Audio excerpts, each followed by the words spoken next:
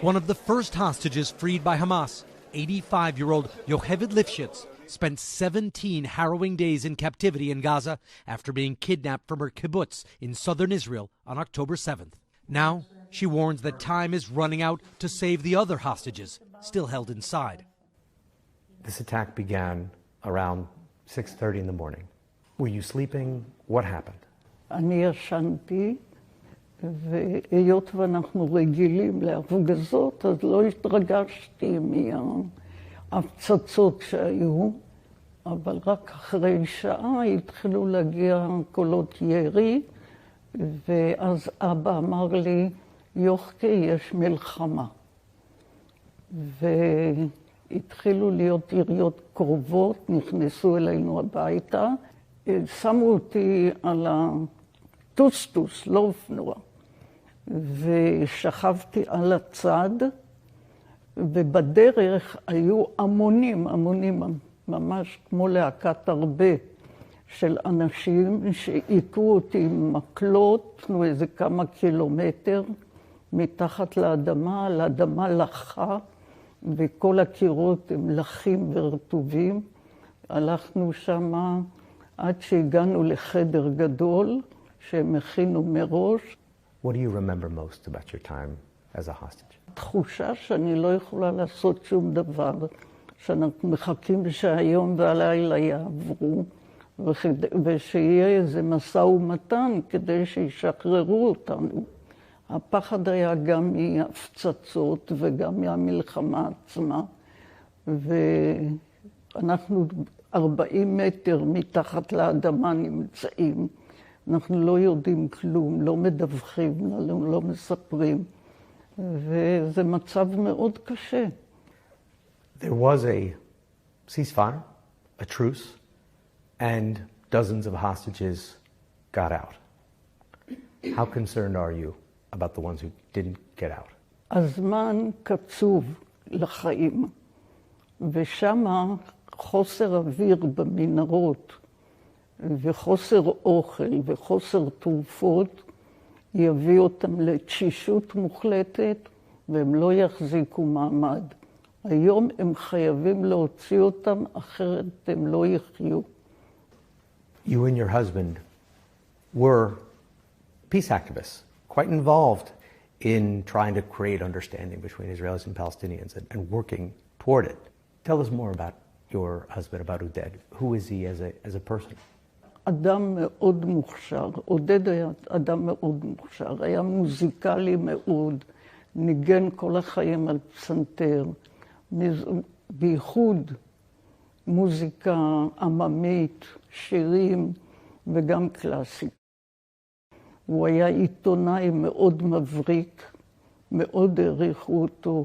הוא כתב בכל הנושאים. הוא היה כלכלן. הוא עדיין, אני לא רוצה להגיד היה, 63 שנים חגגנו כמה חודשים, כ3-4 חודשים לפני האסון של 7 באוקטובר. ואלה היו חיים מאוד מעניינים, מאוד יפים. I visited the kibbutz where Yocheved lived with her husband Oded.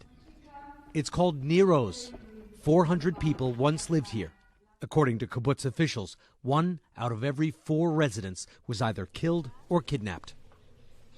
Yocheved's daughter-in-law Rita showed me what's left of the family home.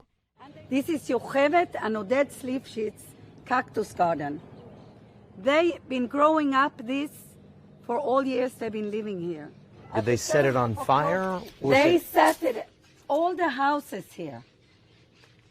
They tried to get into the bomb shelter room. They could not get in. They brutally stole, destroyed everything that were in all houses here. He was his piano. He was a very good piano player as well. Now it's just wires. Yeah. In here, over here is the bomb shelter room. They got in here by shooting on the door, and Oded's hand got hurt, and they took them to Gaza.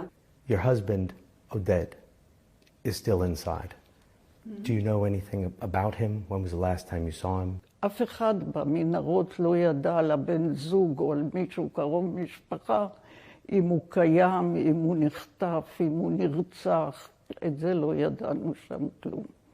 ועל עודד לא ידעתי כלום, רק אחרי ששוחררתי, הסתבר שהם כן לקחו אותו. מצב הבריאות של עודד, הוא סבל מעליות וירידות של לחץ דם, ויש לו מחלת ריאות, ואני לא יודעת אם הוא יצליח להחזיק שם מעמד. אני יודעת על כאלה שמאוד חולים, והם לא מקבלים את התרופות שלהם, והם לא יחזיקו הרבה זמן מעמד.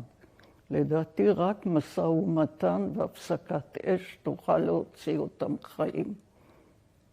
Yocheved's daughter, Sharon, who sat with her mother for the interview, is praying for more than just a miracle to get her father back before it's too late. People are getting so used to people being in captivity. The story demands to be moving on, and yet we are here. They are there. We know that every day that they are not coming home, it's getting worse. I want a Hanukkah miracle. I want a Christmas miracle. What's the point of kind of, lulling about, thinking maybe later on, or this is not a good moment to negotiate it. This is the moment because they will be dead. What's the point of giving them back in coffins? That's our point. This is why my mom decided to come out now. And this is an appeal to your government, to Hamas, to the negotiators in the Arab world, to everyone. To Qatar, to the NGOs, do your jobs. Yeah?